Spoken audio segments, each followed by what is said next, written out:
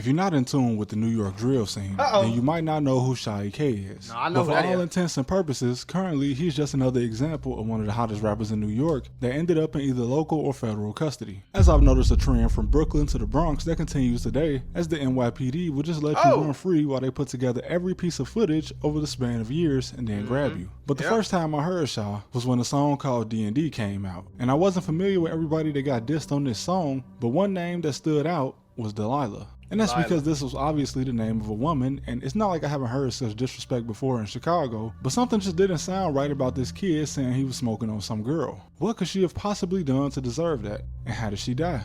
These were the questions I had, but I ain't gonna lie, looked into even like saying you smoking on a girl is kind of goofy.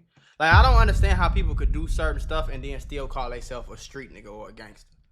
Like, y'all what? Like, once I kept seeing pictures and videos of her with a set out of the Bronx called the Drillies, which the Bronx DA calls a set of bloods and subset of sex money murder. But like most girls that get caught up in situations like this, it's likely that she never even threw a rock, and that the people dissing her after she died was done more to hurt the guys she was around that are actually in the streets, rather than her being disrespected for something she actually did. Although she had been arrested at least once in the past for assault on another woman. And initially, all anyone knew is that someone shot her on the third floor of an apartment building at 3339 Hull Avenue in the Norwood neighborhood of the Bronx. And something that I noticed about whenever someone is killed inside of a building or a house, you think it would be a shut and closed case because surely the perpetrator would have been someone that was also inside, or but this never seems to be the case.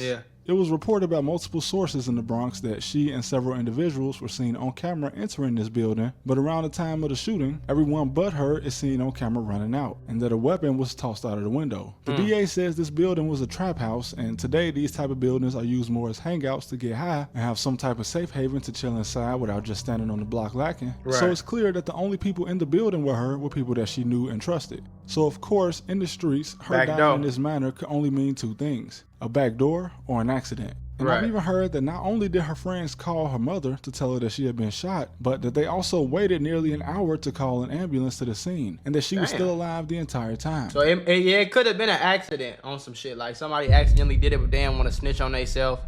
My thing is, if you accidentally do it and it's your friend, you need to be trying to save your friend, or you didn't mean to do it. You need to be trying to save this person's life.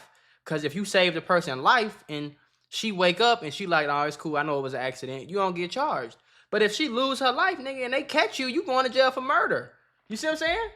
Like, so shit, I know you scared, nigga, but, or it could have just been a back door, though. You never know. These people tricked me for over an hour to look for my daughter downstairs, and she was upstairs. That same number calls me back. Delila's in apartment 3A. And she's dying and hangs up. Now, this building on Hull Avenue was just around the corner from another building on Decatur Avenue, which the police acknowledged had been taken over by the Drilly gang after its owner, a 97-year-old woman, had died. In fact, in 2022, the NYC Department of Buildings even issued notices to the owner about safeguarding it since the building had fallen into disrepair, but apparently the city was unaware that the owner had already been dead for 2 years at this point. And people on the internet were trying to blame this murder on a guy named Lee Drilly, especially after he got arrested. I want to put y'all on to some of the easiest money you'll ever make in your life.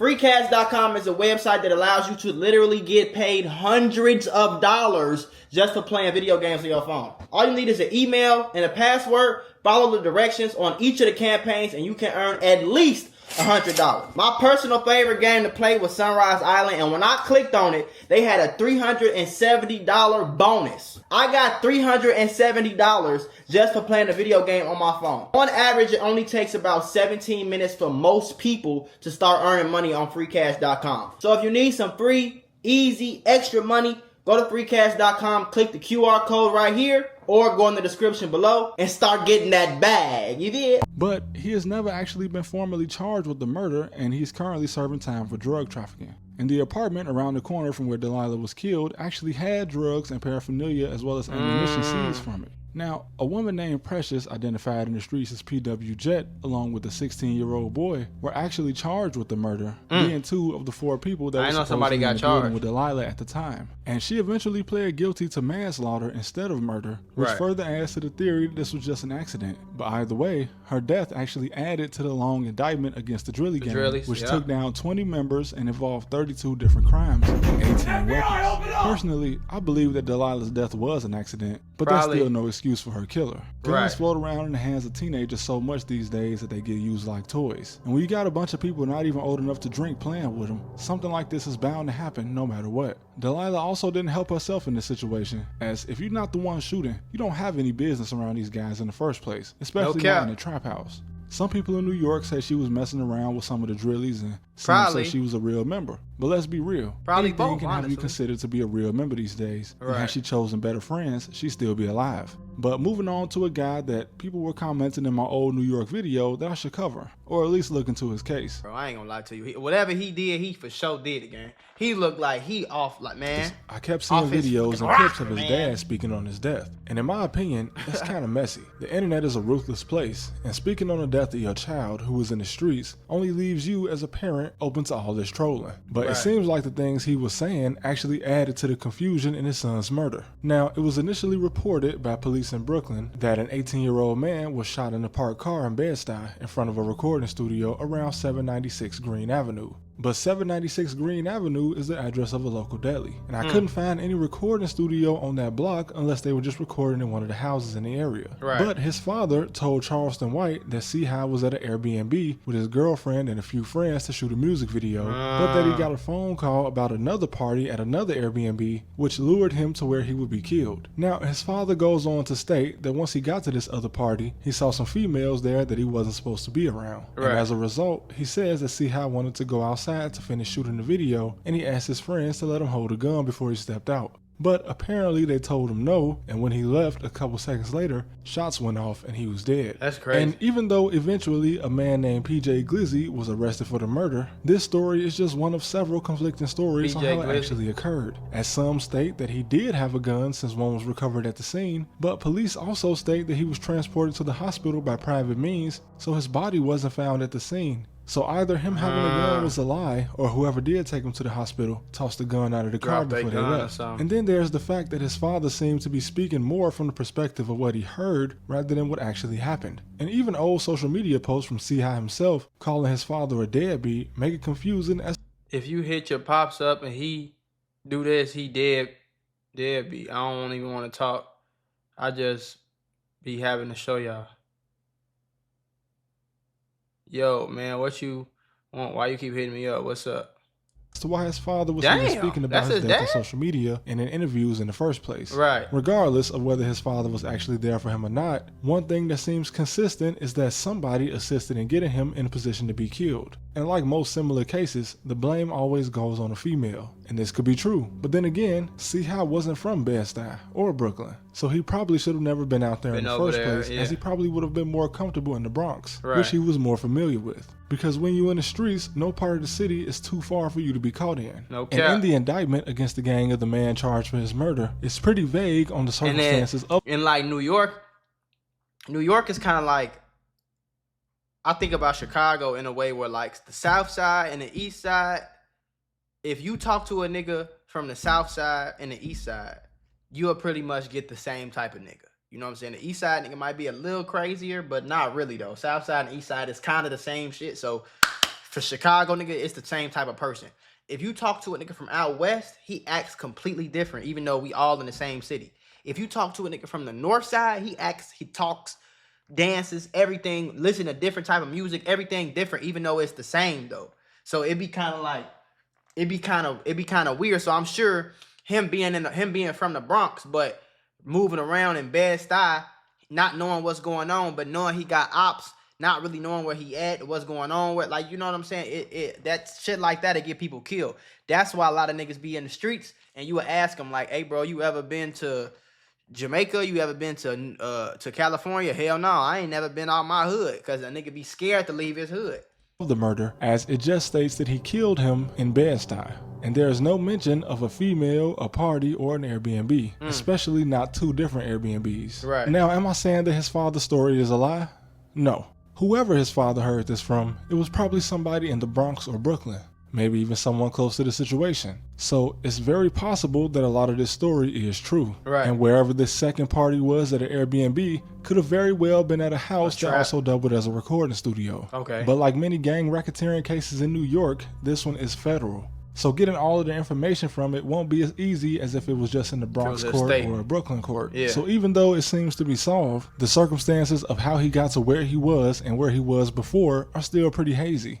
Now for this last one, we're going to take it all the way back to the origins of New York drill, with one of the pioneers and definitely a guy who gets credit for being one of the first in New York to get sturdy. Nick Blicky, a man who would today probably be a multi-millionaire, gunned down at 21 by the same man that had just shook his hand seconds before taking his life. Now, the police solved this murder pretty quickly, as just a month after Nick was killed. I remember reacting to something about Nick, but I don't know exactly what happened though. A man named Caliph Glean was listed as the top suspect by NYPD, and this was due to several factors. Not only the camera that captured the entire moment of he and Nick greeting each other just before he shot him, but also due to Caliph's distinct tattoos, blue bandana, and the bright colored foam posit shoes he was wearing. He was also captured on camera buying a drink from a local deli, hopping on a dirt bike after the shooting, and even entering the building that police knew he lived in after it was all done. Now, this man, who is 7 years older than Nick when he killed him, is a mystery to me. Not only has he been associated with 3 different sets in Brooklyn.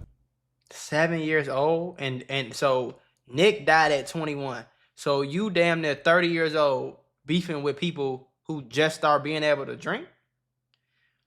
Niggas don't talk about this type of shit enough, but this what I be saying where it's like, you'll get ridiculed from coming back to your hood, your projects, your apartments, whatever, your neighborhood you grew up in for snitching on a nigga. But if you kill somebody who 10, 7, 8, 9, 10 years younger than you, you not looked at as a goofy? Like, nigga, you was a goofy, bro.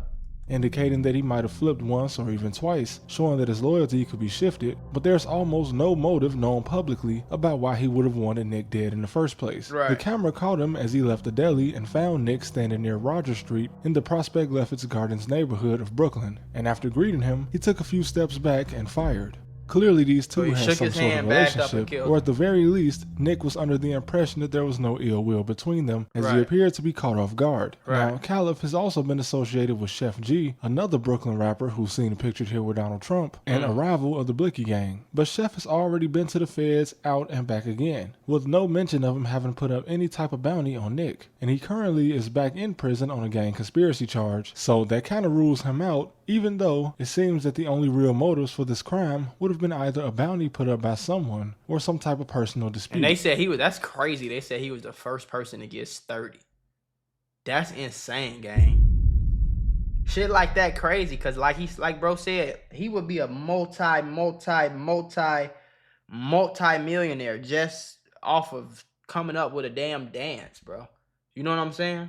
Like, he would be rich as hell right now. Like, he'd be like damn near like the Chief Keef of New York, bro. Him and Pop Smoke, if they were still alive, it seemed like him, Pop Smoke, and K Flock would have been the 3 leading charge. Then you got the Shy EKs and the fucking what's them young niggas' names, that light skinned Puerto Rican looking motherfucker, and one of his brother had died and they was doing a stabby dance. But either way, the killer was caught red-handed 5 years ago and arrested in Philadelphia. It's still strange that in 2025, there is no clear motive for the betrayal of one of the genre's earliest pioneers. And unfortunately, he'll have to go down as another what-if story similar to another Brooklyn native, Pop Smoke. But it's just another cautionary tale of living that life. No matter how talented he might have been, or innovative, his ties in the streets opened up the possibility for such a thing to happen to him. And that's why I be telling niggas, bro, just leave the streets alone. Like, anything that got to do with the streets, leave them alone, gang. I don't give a damn if it's your friend. I don't give a damn if it's a robbery, if it's a drug deal, whatever. Like, nigga, if you want to smoke some loud, nigga, ask your pops to get it for you or something. Everybody ain't got their dad. Ask the big homie to give you some loud. You know what I'm saying? Buy it for you. Just avoid any type of street activity altogether, gang. That's the best bet in life, to just avoid all of that shit. Because, like, man, like I always say, I don't come on here and portray to be a tough guy. I don't come on here and portray to be the street nigga or nothing like that. But I did a lot of dumb stuff when I was young.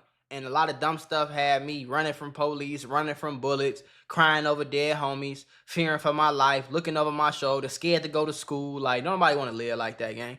And so if I would have just left all the streets alone, and it started off just wanting some money, Well, I start turning 13 years old, nigga. I want the new shit. I'm going to school with these niggas, who spoiled ass kids from the suburbs, and they walking in with $400-500 True Religion jeans. I'm damn. Hold on, twin. You in 7th grade? What the fuck you got going on? Your parents bought you that? Yeah. I'm like, damn. I didn't even know being rich was real. Well, I'm thinking they rich at this point. The whole time they well off in the sub, but they not rich as hell. But that's rich to me, nigga. I live in a 2-bedroom. Nigga, I got a pair of Jordans and 3 pants I'm wearing to school. You see what I'm saying, though? Nigga. And some polo shirts. So that's why I jumped off the porch. Not jumped off the porch, but that's why I start selling some little weed here and there, doing all that, because I was trying to get some money so I can buy some clothes and go out on the weekends. You know what I'm saying? I couldn't go get a job. But, nigga, I could have went and got a job, though. You see what I'm saying, though? So that's why I just do these videos, and I encourage y'all, gang, just leave the streets alone. Because if Pop Smoke, he could have been just as creative, just as funny, just as good of a fighter. He could have looked the exact same. And he would have just left the streets alone, he'd still be here today. Nick Blicky, still be here today. You know what I'm saying? The girl, Delila, still be here today. The one common denominator between all these people that die or go to jail or get shot and can't walk no more and all that shit like that, folks, is the streets. Leave that shit alone, bro. It's lame as hell. They tricking you into thinking it's cool so you could come be stupid with them. Because if they stupid in the streets, if it was one person who wanted to be dumb as hell in the streets by himself, he can't do it by himself. He need other motherfuckers to come be stupid with him. You feel me? But a lot of niggas think having a dead homie, getting shot, going to jail, it like solidify them and make them cooler. And make them better and make them tougher as a tougher street nigga. And that ain't never been the case, bro. Like, y'all gotta tighten up for real. And them fuckers out here tweaking, folks.